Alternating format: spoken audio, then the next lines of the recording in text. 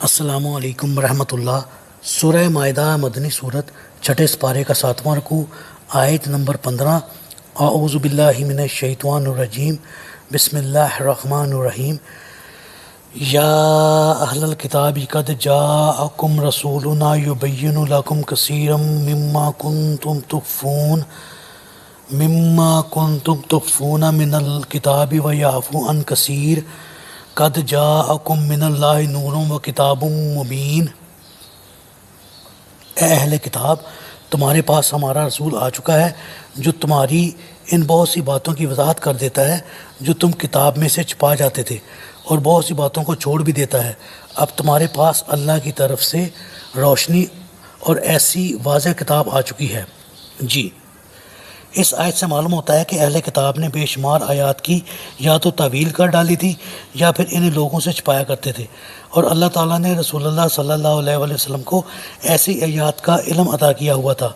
پھر ان میں بہت سی آیات ایسی تھیں جن کا آپ صلی اللہ علیہ وآلہ وسلم نے یہود سے ذکر ہی نہیں کیا، کیونکہ انہیں بتانے کی کوئی حقیقی ضرورت نہیں تھی، اور جن آیات کا ذکر کیا وہ بھی بہت تھیں، تھوڑی نہیں تھی، جن کا بتانا دین حق کے قیام کے لیے ناگزیر تھا، جیسا کہ انہوں نے رجم کی آیت کو چھپانے کی کوشش کی تھی۔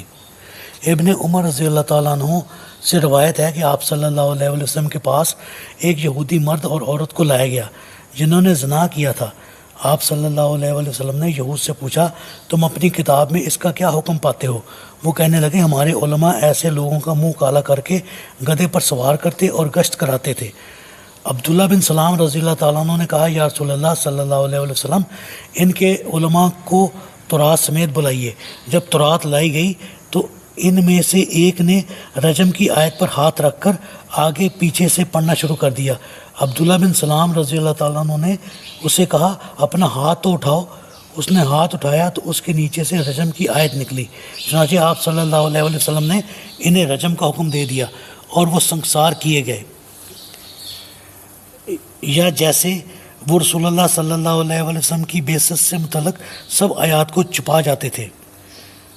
اگرچہ اس آیت میں بعض علماء نے نور سے مراد رسول اللہ صلی اللہ علیہ وآلہ وسلم کی ذات بابرکت بھی لی ہے، تاہم اکثر مفسرین نور کو کتاب مبین ہی کی صفت قرار دیتے ہیں اور واو کو عطف مغایرت کے بجائے عطف تفسیری سمجھتے ہیں۔ اس آیت کی ابتدا میں رسول اللہ صلی اللہ علیہ وآلہ وسلم کا ذکر پہلے ہی آ چکا ہے۔ یہ آیت یوں شروع ہوتی ہے، یا اہل الکتاب قد جاءکم رسولنا۔